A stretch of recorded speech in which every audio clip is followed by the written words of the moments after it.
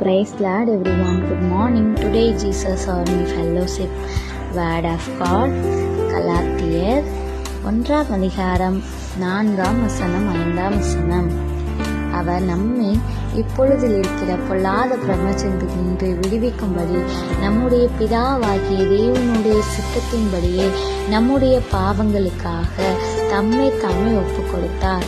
அவருக்கு என்றென்றைக்கும் உள்ள சதா காலங்களிலும் மகிமை உண்டாவதாக. ஆமேன்.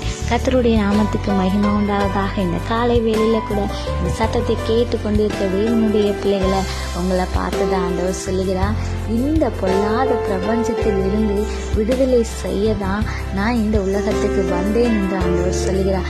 நம்முடைய பாவங்களுக்காகவும் நம்முடைய அக்கிரமங்களுக்காகவும் அவர் இந்த உலகத்தில் வந்து சிலுவையில் பலியானார். எந்த நாளிலும் எதிலெல்லாம் விடுதலையாக முடியாமல் இருக்கீங்களோ, விடுதலை நாயகனாய் இயேசு கிறிஸ்து இந்த நாளில் இருக்கிறார். உங்களுக்கு எந்த காரியத்தில் விடுதலை ஆக முடியாமல் சோர்ந்து போய் காணப்படுகிறீங்களோ அந்த காரியத்தில் விடுதலை செய்யும்படியாக கர்த்தர் இந்த நாளில் உங்களோடு பேசிக்கொண்டே இருக்கிறார். நோயிலிருந்து விடுதலை செய்ய அவர் வல்லமை உள்ள தேவன். நீங்கள் சாத்தானின் பிடிகளில் இருந்த கர்த்தர் அதிலிருந்து விடுதலை செய்ய அவர் வல்லமை உள்ள தேவனாய் இருக்கிறார். இந்த காலை வேளையில் அவர் விடுதலை நாயகனாய் இருந்து உங்களோடு கூட இருப்பாராக. ஆமேன். God bless you. Thank you Jesus. Glory to God.